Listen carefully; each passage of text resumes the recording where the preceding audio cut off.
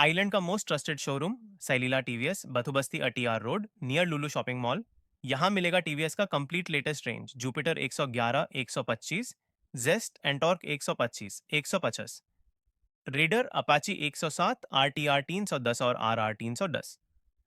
Electric segment में iQube electric with 100 to 190 kilometre range और Orbiter electric full stock में।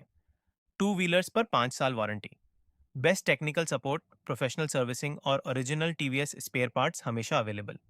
Commercial के लिए टीवीएस 3 व्हीलर ऑटो भी रेडी डिलीवरी में। Easy EMI, low down payment और इंस्टेंट अप्रूवल भी मिलेगा। Contact 9932082229। Visit now Sailila TVS. हाँ, कल जब ये नोटिस मैंने देखा तो इसके बारे में मुझे इससे पहले कोई भी जानकारी नहीं थी, ना तो मुझसे कोई सवाल जवाब किया गया था, ना कोई डिसिप्लिनरी कमेटी जो है इसके लिए बनाया गया उसमें कोई चर्चा हुआ। अचानक से सोशल मीडिया में एक लेटर देखा मैंने कि मुझे पार्टी से निलंबित किया गया है। तो मुझे लोगों को हैरानी होगा कि मुझे पार्टी से निकाल दिया गया है, बट मुझे कोई हैरानी नहीं था कि मुझे पार्टी से निकाल दिया गया भारतीय जनता पार्टी से। मैं भारतीय जनता पार्टी में ईमानदारी से 7 साल से काम कर रहा हूँ, 2019 से। मेरे ऊपर कोई सिंगल एलिगेशन भी नहीं है पार्टी के साथ में कोई धोखाधड़ी या कोई काम को लेकर या कोई भी क्रॉस वोटिंग को लेकर या पार्टी को हराने के लिए कोई काम किया, ऐसा कभी मेरे ऊपर कोई भी तरह का आरोप नहीं लगा है।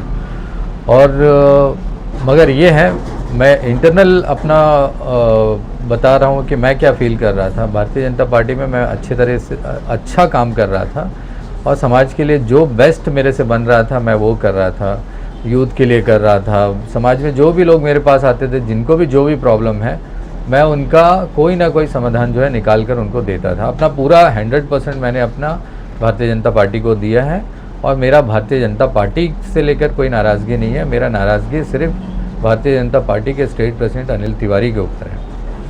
अनिल तिवारी जी ने 2 दिन पहले मुझे कॉल किया, कॉल करके बोले कि नियामत भाई, मैंने आपको अगर ऑडियो चाहिए भी तो मैं दे दूंगा, कि मुझे रात को मैं एक शॉप पे खड़ा होकर कुछ परचेसिंग कर रहा था, तो मुझे कॉल किया कि ऐसा मुझे बहुत दुख हुआ है, मैं जिसको दिल में बैठा के रखा था अभी पता चला है। मैंने दिल्ली में बोला कि यहाँ से चीफ सेक्रेटरी और डीसी हमें जो है ये नहीं दे रहा था, तो मैंने दिल्ली से फ़ोन करवा कर जो है डीसी को और चीफ सेक्रेटरी को और एसडीएम जो हमारे म्यूनसिपल के सेक्रेटरी हैं, तो उनको, मतलब उनका बोलने का मतलब ये है कि जो बैलेट बॉक्स है और जो बैलेट पेपर है वो वोटिंग के बाद सील हो जाता है। उनका कहना ये है कि इतने दिन से वो ट्राई कर रहे थे कि कौन क्रॉस वोटिंग कर रहा है, वो उनको पता नहीं चल रहा है। और मुझे बता रहे हैं कि मैं बहुत दुखी हूँ कि जिसको मैं दिल में बैठा के रखा वो इंसान जो है इस तरह से ये कर दिया है, तो हम लोग उसके ऊपर में एक्शन लें। हम बोले एकदम 100% एक्शन लीजिए। आप लोग एक्शन लेते नहीं हैं। पहले भी कई बार इस तरह क्रॉस वोटिंग हो गया और एक नहीं 3-4 लोग क्रॉस वोटिंग करते अपोजिशन पार्टी को जिताने के लिए, तो उस पर तो कोई भी तरह का एक्शन आपने नहीं लिया अभी तक। तो मेरा उनको ये बोलना था कि आप इमीडिएटली एक्शन लीजिए। अब मुझे ये नहीं पता था कि वो उनके दिल में मैं था इतने दिन से और वो मेरे को दिल से निकालना चाहते थे। मतलब उनका मैसेज ही ऐसा था मेरे लिए। चलिए, ये तो हो गया। अभी मैं आपको बता रहा हूँ कि मेरे ऊपर जो एक्शन लिया गया है, शुरू से अनिल तिवारी जी जो है मेरे अगेंस्ट में, वो पूरे पार्टी को पता है। जब वो पार्टी में दूसरे पद में थे तो हम मेरे बारे में हमेशा नेगेटिव, और क्यों नेगेटिव है, क्योंकि मैं एक माइनॉरिटी कैंडिडेट हूँ। हाँ, और भारतीय जनता पार्टी से जीत के आया मैंने अपने वार्ड नंबर 6 से, और मेरे बारे में कई बार इन्होंने जो है गलत आरोप जो है लगाया, और मेरे को बार बार जो है ना पार्टी को सफाई देना पड़ता था कि मैंने ये काम नहीं किया है और मेरे पास ये एविडेंस है करके। कोई कहीं पे भी कुछ होता था तो पहला नाम जो है मेरा उठा देते थे। अच्छा, मुझे पार्टी में बुलाकर एक बार भी पूछा नहीं गया। मुझे ये दुख है क्या कि भारतीय जनता पार्टी में जितने भी लोग स्टेट कमेटी में हैं और जो भारतीय जनता पार्टी के प्रेसिडेंट हैं, उनको इतना भी गट्स नहीं है कि वो अगर कोई मेरे ऊपर कोई आरोप डाल रहे हैं तो मेरे से पूछ ले, मेरे से बात कर ले। कुछ भी नहीं है। कोई सवाल जवाब होता तो मैं उसको जवाब देता। उनका तो इंटेंशन ही ये था कि मुझे कैसे भी एक नारियल जो है मेरे सर पे फोड़ना है। गलती कोई भी करे, इस मौका ये गोल्डन चांस था इनका कि क्रॉस वोटिंग वाला जो है ये जो है इल्ज़ाम मेरे ऊपर लगाकर मुझे पार्टी से साइड किया जाए। तो कोई फ़र्क नहीं पड़ता। मेरा काम करने का तरीका अलग है और पब्लिक जानती है कि मैंने कभी ऐसा कोई गलत काम किया नहीं है। और मैं तो उनको चैलेंज करता हूँ, स्टेट प्रेसिडेंट अनिल तिवारी जी को, कि आप मेरे को प्रूफ करके दिखा दो कि मैंने किया है करके।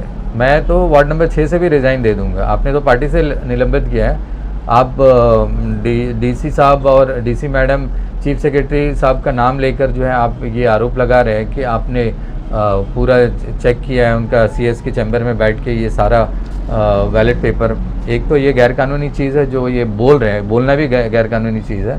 ये ऐसा नहीं बोल सकते क्योंकि सीक्रेट बैलेट रहता है, इसमें कौन किसको वोट करता है इसका जानकारी जो है किसी को नहीं होता है। तो ये गलत तरीके से जो है ये आरोप लगा रहे हैं एडमिनिस्ट्रेशन के ऊपर भी। और सिर्फ हर म्यूनसिपल काउंसिल का जो है 23 अप्रैल को जो है इलेक्शन हुआ था, चेयरमैन इलेक्शन। और आज जो है जब जिला परिषद हारे हैं उसका रिज़ल्ट आने के बाद जो है वो ये चीज़ को सामने लेकर आ रहे हैं। और अनिल तिवारी जी जब से प्रेसिडेंट बने हैं ना, 1 जुलाई 2025 से आप देखिए जो भी चुनाव हुआ है अब तक, उसमें भारतीय जनता पार्टी को सिर्फ हार ही मिला है।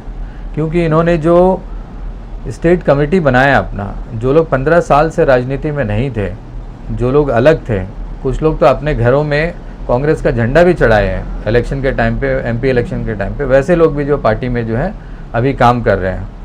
और यहाँ जो एमपी साहब है उनका भी कोई वहाँ पे ये रेस्पेक्ट नहीं रखते हैं, जो कि अच्छा काम कर रहे हैं। अभी देखिए मैं आपको गिनवा दूंगा कि कुछ ही समय पहले म्यूनसिपल का एक चुनाव हुआ था, बाई इलेक्शन। हमारे धर्मेंद्र भाई का डेथ होने के बाद उनकी धर्मपत्नी खड़ी थी, उनके अगेंस्ट में एक इंडिपेंडेंट कैंडिडेट था। पूरे पार्टी का स्टेट कमेटी, मोर्चा, जितने भी ऊपर के लीडर, नीचे के कार्यकर्ता, सभी को उस वार्ड नंबर 17 में लगा दिया गया था, सभी इलेक्टेड मेंबर को। और सारा सपोर्ट देने के बाद भी अनिल तिवारी जी के लीडरशिप में एक इंडिपेंडेंट कैंडिडेट जो है बीजेपी को हराता है। इससे बड़ा शर्म का बात तो अनिल तिवारी के लिए कुछ भी नहीं है। मैं आज उनको बोलता हूँ कि रिज़ाइन तो उनको देना है पार्टी से, कि भारतीय जनता पार्टी को जो है बार बार लगातार जो है हरवा रहे हैं। और आप देखिए कि म्यूनसिपल में एक चेयरपर्सन इलेक्शन चुनाव हम हार गए। उसके बाद senior vice chairman, junior vice chairman का ये होता है, जिसमें 12 काउंसलर बीजेपी के हैं, 12 जो है आपके मतलब अपोजिशन के 10 हैं उसमें, और एक इंडिपेंडेंट, एक डीएमके को मिलाकर जो 12। हमारा भी 10 है बीजेपी का और 2 टीडीपी हमारे साथ है। तो 12 में इक्वल होना है हमको। तो उसमें देखिए कि सीनियर वाइस चेयरपर्सन वेट्रीवेल जी को 15 वोट मिलता है। 15 वोट मिलता है मतलब ये आपको डीसी साहब नहीं बताते, ये आपको चीफ सेक्रेटरी साहब नहीं बताते कि ये 3 वोट किसने क्रॉस किया है, क्यों कोई और धर्म से रिलेटेड है, मतलब मेरे को माइनॉरिटी रख कर जो है मेरे को साइड करना चाहते हैं। तो भाई आप ऐसे ही बता देते। मैं ऑलरेडी मैं पार्टी से साइड ही था, मैं सिर्फ समाज का काम कर रहा था, मैं पार्टी का काम कर रहा था, मैं कोई भी तरह का पॉलिटिक्स में इन्वॉल्व नहीं था। आपने देखा होगा मैं कभी भी कोई धरना वरना कोई भी चीज़ में इसमें नहीं। तो ये अनिल तिवारी का शुरू से टारगेट था कि मुझे कैसे भी कुछ ना कुछ करके ये मुझे निकालेंगे, तो ये ऊपर में रिपोर्ट देंगे कि एक माइनॉरिटी का विकेट गिरा दिया है। बट ये नहीं है, मैंने जनता का काम किया। मुझे अच्छा सा पता है कि मेरे वार्ड में, मेरे पूरे पोर्ट ब्लेयर में मैंने किस लेवल का काम किया है। और मैं तो चैलेंज करता हूँ, आगे भी मैं एक से एक काम करके दिखाऊंगा। तुम्हारे अंदर में अगर कैपेसिटी हो ना, मेरा जैसा काम अपने पार्टी के वर्कर से करवा के दिखा दो, मुझे मालूम है कि तुम कुछ नहीं करोगे। और कई लोग तो पार्टी से खुद ही साइड हो गए, कई नौजवान लड़के निकल गए। आप देखिए कि ये हुआ था आपका कॉलेज का प्रोटेस्ट, उसमें तो एकदम मना किया गया था कि नहीं जाना है करके। हम लोगों का यूथ से पहले से ही हमारा दिल से दिल का कनेक्शन है, हमारे आइलैंड के बच्चे हैं। तो हमने तो वो वार्निंग को नज़रअंदाज करके भी, मैं एमपी के साथ भी गया कॉलेज, और बच्चों का जो भी उनको सपोर्ट चाहिए था मैं बैकडोर से उनको कर रहा था। 2 दिन मैं भी वहाँ प्रोटेस्ट में गया, मगर मैं बैठ नहीं सका। इतना टारगेट किया जा रहा था कि अनिल तिवारी के अगेंस्ट में कोई नहीं जाना। मतलब आइलैंड का बात को, आइलैंड का यूथ को कोई तरह का रिस्पेक्ट जो है इनके लीडरशिप में भारतीय जनता पार्टी से नहीं मिल रहा था उस टाइम पे। जबकि भारतीय जनता पार्टी ऐसा नहीं है, मगर उसको इस तरह का बनाया गया है। अनिल तिवारी जी के लीडरशिप में आप देखिए, कल चुनाव हुआ था इसका जिला परिषद का, उसमें जहाँ की हमारे पास मेजोरिटी होने के बाद भी फिर हम उसमें हारे हैं, और उसके हारने के बाद जो है वो हार भी ये स्वीकार करना है अपने ऊपर में है। इनको रिज़ाइन देना है कि बार बार क्यों हार हो रहा है। अभी एक हाल ही में फिर चुनाव होने वाला है नॉर्थन मिडिल का, मैं बता रहा हूँ कि उसमें भी अब तक का जो सोर्स से पता चल रहा है वो इलेक्शन भी हारेंगे। इनका खुद का कहना है कि नियामत भाई ये म्यूनसिपल चुनाव, ये जिला परिषद चुनाव, हमें क्या, कोई हार जाए जीत जाए हमें क्या लेना देना, हमारा तो एक एमपी है यहाँ पे जो सेंटर को वही चाहिए मेन जो है वो काम करने के लिए। यहाँ पे कोई भी तरह का मुद्दा से हम लोगों को पूरा मुंह बंद किया करके रखा जाता है, क्योंकि देखिए अगर हम चिल्लाएंगे तो हमें पार्टी में टारगेट किया जाएगा। यहाँ पे करंट का प्रॉब्लम है, यहाँ पे पानी का इतना ज़्यादा प्रॉब्लम है। एक एक पीआरआई मेंबर से आप पूछ लो कि पानी का क्या दिक्कत है, मतलब कितने फ़ोन से हम अटेंड करेंगे। इतने साल से बीजेपी अभी जो रूल कर रहा है, तो मैं तो ये रिक्वेस्ट करते हैं हम लोग पार्टी में कि पार्टी सुनता भी है, बट क्या है कि कोई एक ऐसा लीडर तो हो ना पार्टी का जो आवाज़ जो ऊपर तक पहुंचाए। पार्टी के सभी लोगों को धमकी दिया जाता था इनडायरेक्टली कि कोई भी अगर इस तरह करेगा तो हम उसको टारगेट करेंगे, और कोई गवर्नमेंट सर्वेंट है तो उसको डराना। मतलब अनिल तिवारी का सिर्फ जो है धमकी है, इनका लीडरशिप टोटली फेलियर है। मैं बता रहा हूँ, लूज टॉक बहुत ज़्यादा करते हैं। आप देख सकते हैं उनका कई ऑडियो जो है रिलीज़ हुआ है जो कि लूज टॉक कर रहे हैं वो। एलजी और सीएस का धमकी पूरे लोगों को, मुझे खुद बोल रहे थे कि आने वाला चुनाव में जो है म्यूनसिपल इलेक्शन में हम एक नया एलजी का डिमांड करें, एक नया सीएस का डिमांड करें कि जो कि उनका पूरा बात सुनने वाला, उसको बुलाकर जो है ये करना है। मतलब वो ये मन बड़ंग कहानी बना के बोलते हैं, ऐसा कोई डिमांड उनका तरफ से नहीं है, मैं बता रहा हूँ आपको। मगर ये अपने कार्यकर्ताओं को ये ऐसा मैसेज देते हैं, बार बार जो है झूठा बात करने। हमें बोला, जब हम चेयरमैन इलेक्शन हार कर आए, हमें पार्टी ऑफिस में बोला गया था सभी मेंबर को, 3 कांग्रेस के काउंसलर ने वोट किया और प्रूफ भी अभी भेज दिया है, हमारे यहाँ से 4 क्रॉस हुआ है। ये सब बोलने के बाद में अभी कल उनका लेटर आता है कि मैंने क्रॉस वोट कर दिया। पार्टी का देखिए, हमारे वहाँ तो करुणानिधि भाई थे, बहुत अच्छे इंसान है, उनको क्रॉस करने के लिए जो है थोड़ा बड़ा कलेजा चाहिए, क्योंकि एक डिसेंट आदमी है।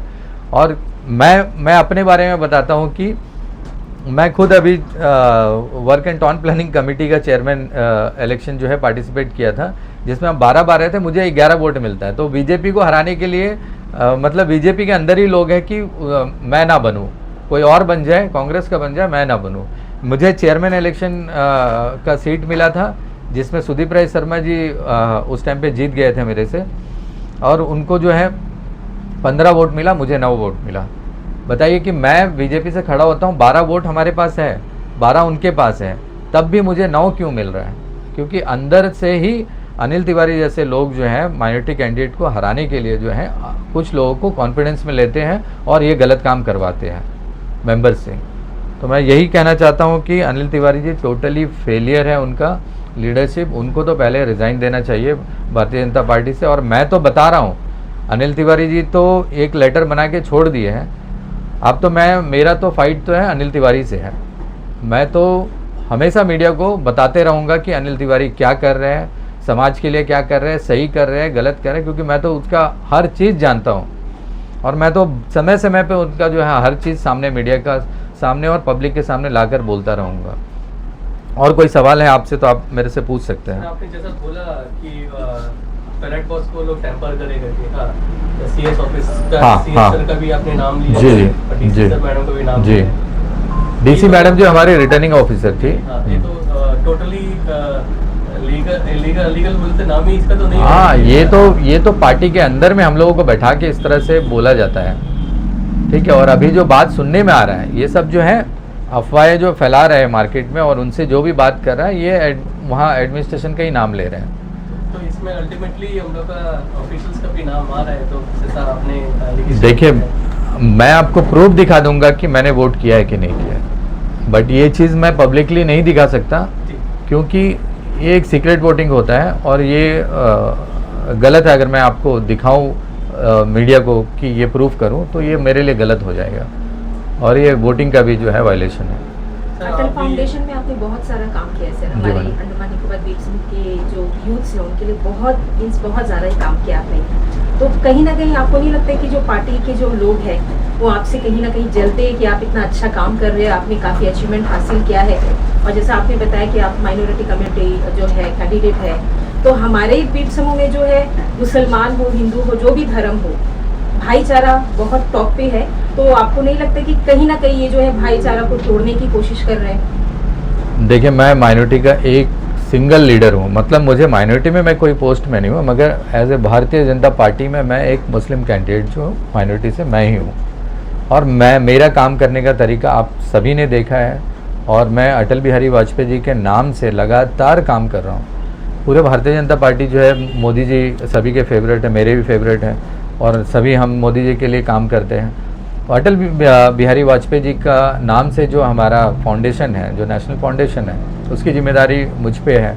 मैंने अटल फाउंडेशन में इतने अच्छे अच्छे काम किया है कि जितने भी हमारे नेशनल कमेटी में मेंबर हैं, सभी का तारीफ़ होता है मेरे लिए। और बड़े लेवल पे, और बच्चों को मैं एक प्लेटफॉर्म देना चाहता हूँ, यूथ को, जो हमें नहीं मिला। मैं खुद ही स्पोर्ट्समैन हूँ, मैं स्विमिंग चैम्पियन रह चुका हूँ 3 साल। जब मुझे कोई प्लेटफॉर्म नहीं मिला, तो मैं ये सोचता हूँ कि जब आज मैं राजनीति में भी हूँ और मेरे पास एक फाउंडेशन भी है और थोड़ा सपोर्ट भी है पब्लिक का, तो मैं चाहता हूँ कि जहाँ ऐसा स्पोर्ट्स और खेल को लेकर कोई बात आए, तो मेरे तरफ से तो पूरा 100% सपोर्ट है। मुझे गिराने का इनका पूरा प्लान पहले से ही था। इनका जो एक टीम है, एक कमेटी में कुछ लोग हैं जो मुझे गिराने के लिए बहुत गंदा प्लानिंग कर रहे थे। कहीं पे भी कुछ होता है, किसी का दुकान उठा दिया कोई हिंदू आदमी का मेरे वार्ड से, तो फट से जो है संघ में कंप्लेन चले जाता है कि ये काम जो है नियामत ने किया है, और बाद में उसी आदमी का जो है दुकान मैं छुड़ा कर देता हूँ, जब वो गरीब आदमी का दुकान जो है ये लोग नहीं छुड़ा सकते हैं, क्योंकि किसी के पास लाइसेंस नहीं है, वो रोड साइड रखा है अपना रोजी रोटी के लिए। तो म्यूनसिपल कुछ नहीं देखता, म्यूनसिपल यही देखता है कि भाई इनके पास लाइसेंस नहीं है, उठाना है, उनका रूल है। तो फिर हम ही जैसे लोग जो है उनका रेकमेंड करके फिर दोबारा बैठाते हैं। अनिल तिवारी जिसने आपने देखा होगा कि मैंने 2 जगह अनिल तिवारी जी को बुलाकर जो सम्मानित किया है, जहाँ पे हमारा टूर्नामेंट होता था वॉलीबॉल, और हमने यूथ अवार्ड फंक्शन रखा था, उसमें भी उनको बुलाकर जो है ये रखा। मुंह पे कुछ भी तारीफ़ करेंगे, वो अंदर से जो है आपके नहीं है, किसी के भी नहीं है। मैं आपको बोल रहा हूँ, जितने लोग अनिल तिवारी को अंडमान में जानते हैं ना, वो सब अपने दिल पे हाथ रख के पूछ ले कि अनिल तिवारी उनका है, अनिल तिवारी किसी का नहीं है। अनिल तिवारी मुंह में आपका बड़ा भाई बन जाएगा और सबसे कंधा में हाथ रख के आपको इतना मीठा मीठा बात करेगा, मगर अंदर वो आपका कब आपका जड़ काट देगा आपको पता भी नहीं चलेगा। ये है। और अटल फाउंडेशन में रहकर मैं एक माइनॉरिटी लीडर होने के बावजूद भी आप देखिए कि मैंने इतने बड़े महात्मा को यहाँ पे बुलाया, जो महामंडलेश्वर 1008 महामंडलेश्वर पहली बार अंडमान धरती पर उनका ये कदम रखा उन्होंने। कि कौन बुलाया था? मैंने ही बुलाया था उनको, और वो भी खेल के मैदान पे। आप सोचो कि मैं कोई ये नहीं, मैं खेल के मैदान पे इतने बड़े धर्मगुरु को बुलाया कि अब वो जो है अपना आशीर्वाद जो है अंडमान के बच्चों को दे। काफ़ी खुश होके गए यहाँ से। यहाँ के कई लोगों को मैंने इंटरेक्शन भी करवाया मैंने। तो ये सब चीज़ ना कहीं उनको ये लग रहा था कि मैं आगे जा रहा हूँ उभर के, तो इनको अभी से रोका जाए। तो इससे कोई फ़र्क नहीं पड़ता, मैं बता रहा हूँ आपको, क्योंकि काम तो कभी रुकने वाला नहीं है। वो मैं पार्टी में रहूँ ना रहूँ, एज ए इंडिपेंडेंट लीडर भी काम मेरा वैसे ही चलते रहेगा। पब्लिक को मेरा पूरा मैं मीडिया के माध्यम से बोल रहा हूँ, मैं डेली 10 से 11 के बीच में इस ऑफिस में मिलूँगा और रात तक मिलूँगा आपको 8 बजे 9 बजे तक। तो कभी भी आइलैंड के लोग, सिर्फ वार्ड के लोग नहीं, मेरे पास पूरे आइलैंड के लोग आते हैं काम के लिए। कोई भी आदमी, किसी को कोई चीज़ पूछना भी है, कोई मतलब इतने नॉलेज तो हम लोगों को हो गया 15 साल राजनीति में हर तरह का काम करके, कि किसी भी फील्ड का अगर कोई भी प्रॉब्लम है ना, तो एक बार आकर हमसे पूछ ले, तो कम से कम हम कुछ ना कुछ मदद कर सकते हैं। इधर उधर भटक गलती नहीं किया, लेकिन उसके बावजूद भी आपको पार्टी से निकाल दिया गया। जी जी जी जी, जी। लेकिन अनिल तिवारी जी ने जैसा आपको बताया कि बैलेट बॉक्स को चेक करना इलीगल है, हाँ। वो बोलना भी उनका गलत है। हाँ। जिस तरह से डीसी मैम से उन्होंने बात किया, पता हाँ, किया जो हाँ, बोल रहे हैं, हाँ। आपने कुछ नहीं किया, हाँ। आपके ऊपर इतना बड़ा एक्शन लिया गया, तो उन्होंने इतना बड़ा गलती किया है, उन पे किस तरह का एक्शन लेना चाहिए? अरे वो उन पे कौन एक्शन लेगा मैडम? हम कंप्लेन भी कहाँ लिखा है? अभी मैं बीजेपी में, वो तो हेड है बीजेपी के, अब मैं भारतीय जनता पार्टी में भी क्या लेटर लिख के दूँ? एड्रेस तो उन्हीं को करना है। तो क्या ऐसी पार्टी में कोई भी गलत काम करेगा? नहीं, मैं तो बता रहा हूँ ना, अनिल तिवारी जी जो कर रहे हैं, ये भारतीय जनता पार्टी को डुबा तो दिए हैं, आगे 2027 में भी आप देख लेना, ये भारतीय जनता पार्टी को बहुत गंदी तरीके से डुबाने वाले हैं। और ये पूरा अंडमान जानता है। ये जो है ना तो कभी कोई इलेक्शन लड़े हैं, ना तो भारतीय जनता पार्टी में कोई इनका समाज को लेके कोई काम है। इनका काम सिर्फ यही था, बड़ा बड़ा भाषण देना, और कुछ नहीं है। अनिल तिवारी जी, आप बीजेपी में किसी से भी पूछिए कि वो ग्रास रूट से जो है जुड़े हुए व्यक्ति नहीं है। वो भाषण अच्छा दे लेते हैं, बस भाषण के लिए है। उनको पता ही नहीं कि इलेक्शन कैसा लड़ा जाता है और जीता जाता है। मतलब ये तो बस उनका एक लीडरशिप में वो पुराने प्लेयर्स को लेकर आकर कमेटी में बैठा दिया और वो सोच रहे कि अब नया इलेक्शन में वो पुराने लोग काम करेंगे और जिता कर लाएंगे। ऐसा नहीं होता है। समय से कभी मेरा भी राजनीति से दूरी होगा, फिर मैं 10-15 साल बाद एंट्री करूंगा और मैं सोचूंगा कि मैं इस तरीके से राजनीति को चला लूँगा। ये नहीं होगा। राजनीति हर दिन बदलता है। सर, इसका आगे क्या रहेगा आपका? क्या पार्टी में आप क्योंकि प्राइमरी मेंबरशिप आप कंटिन्यू करेंगे या फिर आप कोई? नहीं, मैं भारतीय जनता पार्टी में प्राइमरी मेंबरशिप को कंटिन्यू कैसे कर सकता हूँ? मुझे निकाल दिया गया है, तो मुझे वो अफसोस ये है कि मुझसे एक बार पूछा भी नहीं गया। क्यों नहीं पूछा गया? कि मैं बता रहा हूँ कि उनका हिम्मत नहीं है मेरे से पूछने के लिए। अगर हिम्मत होता तो बुलाकर पूछते कि आपने ऐसा किया है, नहीं किया है, या किया है, क्या है, तो आप जवाब दीजिए। अगर उनको हिम्मत होता तो बुलाकर पूछते ना। मैं कल 12 बजे के आसपास मैं नमाज़ के लिए निकल रहा था, तो उसी टाइम पे मुझे किसी ने कॉल किया, भाई ये क्या है आपको? बोला ठीक है, चलो बाद में देखते हो। फिर मैंने बाद में देखा कि भाई ये ऑर्डर है, तो मैं भी काफ़ी परेशान था कि ऐसा इसने किया क्यों। करना था तो मुझे बुलाकर पूछना था एक बार। मुझे वही अफसोस है कि एक बार पूछा नहीं। और मैं बता रहा हूँ ना, मेरा तो मीडिया के माध्यम से मैं बोल रहा हूँ, मेरा भारतीय जनता पार्टी से कोई शिकायत नहीं है। भारतीय जनता पार्टी के लीडर से भी कोई शिकायत नहीं है।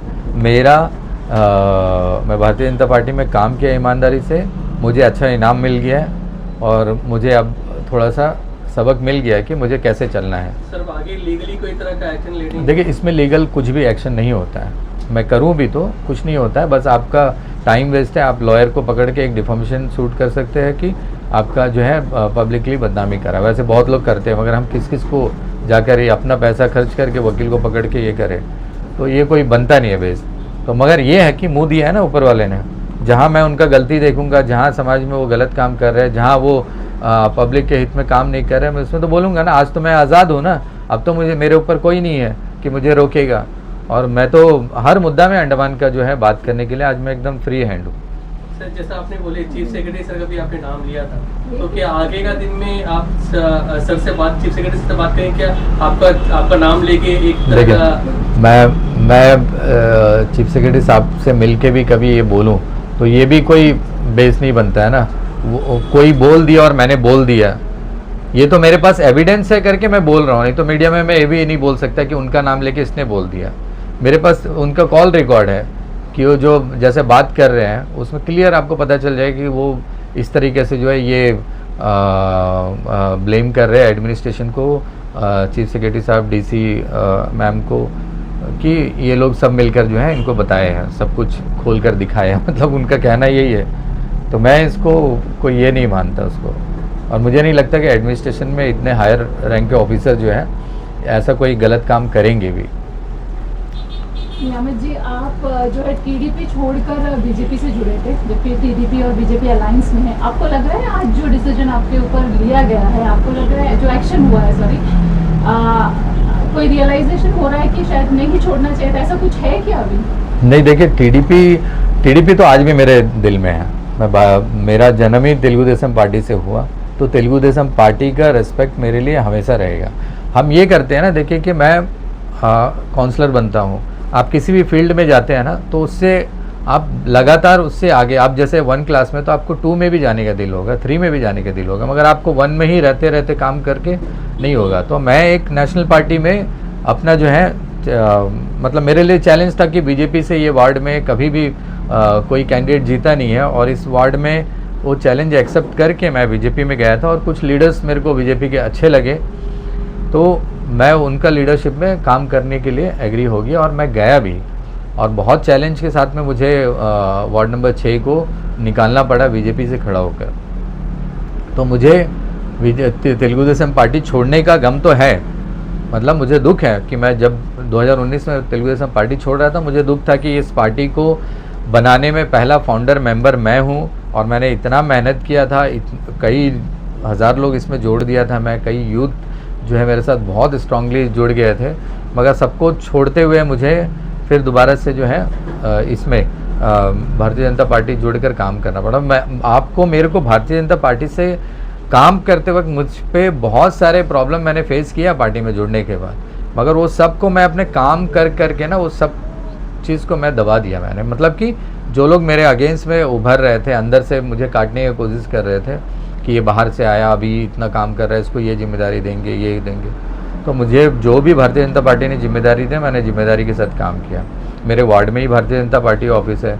आप देखिए कि पहले क्या था वो ऑफिस के सामने, और आज का नज़ारा देखिए कितना खूबसूरत। आपको बस स्टॉप भी इतना पुराना टूटा फूटा इतना सुंदर से बन गया, उनका पार्किंग बना है। ये तो मेरा अपना है ना, मेरा अपना पार्टी है, तो मैं तो अपने एरिया में सारे जगह काम करता हूँ। क्या मैं अपने एरिया को पार्टी जहाँ पे उनका भी तो नाम होना है ना कि हमारा ये भारतीय जनता पार्टी का ऐसा है कि वो आउटसाइडर्स को जल्दी एक्सेप्ट नहीं करते। लग रहा है कि आप आउटसाइडर थे, इसलिए आपको इससे पहले भी प्रेसिडेंट रहे हैं, लेकिन ऐसा किसी ने नहीं, क्योंकि इससे पहले भी क्रॉस वोटिंग हुआ है, तो लग रहा है कि इन लोग अभी तक आपको डाइजेस्ट नहीं कर सके, एक्सेप्ट हाँ, नहीं कर तो पाए। वो ग्रुप आ गया है जो मेरे को डाइजेस्ट नहीं कर सकता है। जो पहले लोग थे, अच्छे लोग थे, वो सबको लेकर चल रहे थे। यहाँ पे बस वही है ना, आप माइनॉरिटी के अगेंस्ट में जाओ तो आपको शायद आपको मेडल मिलेगा, तो वो हो सकता है वो कर रहे हैं। बट मेरे को, मैं तो सबके साथ में हूँ। मेरा तो आप देख लीजिए कि मैं हर जगह आपको दिखूँगा एज ए माइनॉरिटी कैंडिडेट, मैं आपको हर जगह दिखूँगा। मेरे दिल में तो ऐसा कुछ भी नहीं है। मेरे लिए तो सारे धर्म और सारे जाति को लेके उतनी ही प्यार है जितना मेरे को अपने धर्म से है। नेक्स्ट मूव क्या है? कौन से पार्टी ज्वाइन करने का है? किसी से बातचीत हो रही है? नहीं, क्या चल रहा है? देखिए कल इस तरह होने के बाद कुछ लोगों ने मुझे फ़ोन भी किया। मैं उनका भी रेस्पेक्ट रखता हूँ कि कम से कम मुझे ये लाइक तो समझा कि उनके पार्टी में आ सकता हूँ। फ़िलहाल तो मैं किसी पार्टी में नहीं जा रहा हूँ, मैं इंडिपेंडेंट ही काम करूँगा। मुझे अच्छा लगेगा कि मैं हर चीज़ में बोलूँ, खुल के बोलूँ, क्योंकि मुझे तो किसी का डर नहीं है ना। मैं तो कोई गलत काम नहीं करता, तो मुझे किसी का डर नहीं है। तो मैं हिम्मत से जो है पब्लिक का आवाज़ बनूँगा और पब्लिक का काम करूँगा। चलिए, आपने पब्लिक का आवाज कह दिया, तो एक आखिरी क्वेश्चन। जी। आप अभी भारतीय जनता पार्टी में भी नहीं है। ग्रेट निकोबार प्रोजेक्ट जिसको हाँ। लेके आवाज आज पूरे देश में उठ रहा है। हाँ। इनफैक्ट रिसेंटली इंदौर में भी जो है अंडमान के एक लड़के ने जो है वहाँ पे भी ये मुद्दा उठाया, और मुद्दा अंडमान उठाया। के यूथ आजकल उसको लेकर खुलकर बोल रहे हैं। आप हाँ। क्या कहना चाहते हैं? आप पार्टी से बाहर है, अब क्या बोलेंगे आप? नहीं, मैं पार्टी में रहने के बाद भी और आज भी मेरा, मुझसे कोई सवाल ये पूछा नहीं, आपने पूछा है। एक तरफ डेवलपमेंट है और एक तरफ जो है नेचर है। एक तरफ नुकसान होगा और एक तरफ फ़ायदा होगा, ये दो चीज़ हैं। तो इसको मैं, नेचर को ख़त्म करेंगे तो हमारी लाइफ प्रॉब्लम में आएगी, हमें हर चीज़ का सामना करना पड़ेगा। अगर वो सरकार दे रही है, बरसात दे रही है हमें, हाँ, हर तरह का जो है ऑक्सीजन हमें सरकार प्रोवाइड कर रही है, तो आप सोचिए कि अच्छा प्रोजेक्ट है। और सरकार सिर्फ डेवलपमेंट देख रही है और बाकी हमारा कोई भी तरह का जो है, जैसे आप देख रहे हैं कि बरसात कम हो रही है पोर्ट ब्लेयर में। जितना हम पहले बचपन में देख रहे थे कि बारिश जो है हमें 9 महीना तक जो है बारिश मिलता था, 8-9 महीना बारिश का ये मिलता था, और हमेशा कभी भी बारिश आ जाता था। ये कहावत भी है अंडमान का, बारिश का कोई भी भरोसा नहीं है। और अभी तो वैसा नहीं है ना। देखिए कितना डैम सूख रहा है। और मैं तो ये सोच रहा हूँ कि क्यों एक इतना 1000 करोड़ पैसा खर्च कर रहे हैं किसी एक जगह डेवलपमेंट के लिए, अच्छी बात है, बट ये एक 50 करोड़ या 100 करोड़ या 200-500 करोड़ रखे ना एक बड़ा डैम बनाने के लिए, या हमारे डैम को ठीक करने के लिए, या उनका हाइट रेज करने के लिए। कोई तो देखिए, टेक्नोलॉजी में तो कोई भी चीज़ इम्पॉसिबल नहीं है। मैं शिमला गया था, शिमला मॉल रोड से जहाँ उनका वाटरफॉल है, जहाँ से पानी स्टोर होता है, उनका ट्रीटमेंट होकर मॉल रोड पे आता है, 50 किलोमीटर दूर है मॉल रोड। बट क्या कि वो भी डाउन में है, मॉल रोड सबसे हाइट पे है। वहाँ 1 किलोमीटर हाइट का जो है एक पंप लगा है, मतलब पाइप लगा है, और 1 किलोमीटर हाइट पंप होता, 50 किलोमीटर ग्रेविटी में जो है शिमला मॉल रोड में पानी जाता। तो सोचे कि वो अंग्रेज़ों का दिमाग था। तो आज तो इतना टेक्नोलॉजी आ गया, क्यों ये प्रॉब्लम सॉल्व नहीं होता? कितना गंदा बात है, हम इतना बड़ा बड़ा उपलब्धि में बात करते हैं, देश में ऐसा हो गया, ये हो गया, वो हो गया, हमने ये किया भी है बहुत चीज़, तो क्यों अंडमान में एक पानी का प्रॉब्लम सॉल्व नहीं कर रहे हैं? देखिए पानी को लेकर जो कंप्लेन है ना, आप कुछ भी कर लो, पानी से तो कोई कॉम्प्रोमाइज़ नहीं करना। थोड़ा सा पैसा यहाँ पे भी लगा के अगर पानी को ठीक कर देना तो पॉपुलेशन बढ़ रहा है, होटल्स बढ़ रहे हैं, हाँ इन्वेस्टर आ रहे हैं, लोग लेबर्स बाहर से इतने काम करने के लिए आ रहे हैं, तो सभी को तो पानी तो हमारा डे बाय डे ज़्यादा ही खर्च होगा, तो पानी को ठीक करना है। पानी नहीं है तो देखिए हम लोग तो पब्लिक को, मैं तो कोई किसी का कॉल आता है मैं अपने ऑफिसर से बात करता हूँ पानी का क्या, मैं अपने ग्रुप में डाल देता हूँ कि लोग सुन ले कि हमारे हाथ में कुछ भी नहीं है, हम बस गाली दे सकते हैं, चिल्ला सकते हैं, और हमारे स्टाफ भी क्या करेंगे, उनको पीडब्ल्यूडी पानी देना, पीडब्ल्यूडी को डैम देना है पानी, मतलब डैम से ट्रीटमेंट प्लांट में आना, ट्रीटमेंट, ये तो चलिए डेली का अभी प्रॉब्लम है, तो इसको आवाज़ तो मैं उठाता रहूँगा, अभी मेरे ऊपर कोई रोक टोक नहीं है। आप किसी भी मुद्दे पे मेरे से बात कर सकते हैं और मैं उस पर जवाब दूंगा। तो पॉलिटिकल से बाहर, मतलब जैसा आपने बोला पार्टी से बाहर रह के आप बहुत ज़्यादा मतलब एक्टिवली आप काम कर रहे हैं। हाँ, मैं बहुत एक्टिव रहूँगा अभी, मुझे बड़ा मज़ा आएगा काम करने के लिए, और आप देखते रहना। मेरे को तो इन्होंने चैलेंज कर दिया है ना, मैं इनके बदौलत तो काउंसलर नहीं बना ना, तो मैं पूरे म्यूनसिपल इलेक्शन में मेरे वार्ड नंबर 6 में पूछ लेना, मैं इनको लेके कहीं पे भी कैनवसिंग के लिए भी नहीं गया, मैं अकेला गया कैनवसिंग, अपने कुछ दोस्तों को लेकर अकेला कैनवसिंग करके मैं जीता हूँ। मैं इनका बदौलत में तो आया भी नहीं ना राजनीति में, तो मुझे इससे लेना क्या, और मेरे को खोने के लिए भी कुछ भी नहीं है। मैं तो एकदम खाली हाथ आया राजनीति में, कोई मेरा बैक सपोर्ट नहीं था, कुछ नहीं, मगर मुझे इज्जत और नाम और सपोर्ट काफ़ी मिला है, उसी लिए मैं जो है कंटिन्यू अपने आप को कर रहा हूँ। मतलब मेरे को भी मज़ा आ रहा है कि जितना इज्जत बढ़ रहा है, जितने लोग प्यार कर रहे हैं, तो मेरा रिस्पॉन्सिबिलिटी भी बढ़ रहा है और काम भी करने में मज़ा आ रहा है मुझे इस फील्ड में। एक तरफ मोदी जी विकास का बात करते हैं, यहाँ के जो अनिल तिवारी जी है अपने भाषण में भी बहुत बोलते हैं कि सबका विकास करना है, लेकिन पार्टी के अंदर ही ये आपसे जिस तरह से आप ऊंचाई पे जाते हैं, लोगों का आप हित करते हैं, आपसे ईर्ष्या उनको हुआ और आपको बाहर निकाल दिया गया, तो क्या आपको लगता है कि ये लोग यहाँ की जनता के लिए कुछ कर पाएंगे? कुछ और नहीं आपको कर लगता है पाएंगे, कि उनको कुछ पार्टी नहीं में कर ताला लगा देना चाहिए? कुछ नहीं कर पाएंगे, इनका टारगेट माइनॉरिटी है, तो माइनॉरिटी को टारगेट कर रहे हैं। और मैं बता रहा हूँ कि भारतीय जनता पार्टी में अंडमान में कोई भी माइनॉरिटी कैंडिडेट आगे नहीं जा पाएगा। हाँ, वो कोई पोस्ट में आपको डमी बैठा देंगे, मगर आप कहा, मुझे अगर बैठाते तो मैं उस लेवल का काम करके दिखाता। मुझे देखिए पार्टी में कोई तरह का पोस्ट नहीं है, मुझे पोस्ट में तब रखा गया था यूथ प्रेसिडेंट में, वाइस प्रेसिडेंट में यूथ में, जब कुछ लोग अच्छे लोग थे वहाँ पे, जिनको उम्मीद था कि इन लोग काम करेंगे। आज वैसा कोई लीडर नहीं है जिनको उम्मीद है कि काम करने वाले लोगों को सामने लाएंगे तो उनको डर है कि वो लोग ना आगे चले जाए, इसीलिए रोका जाएगा।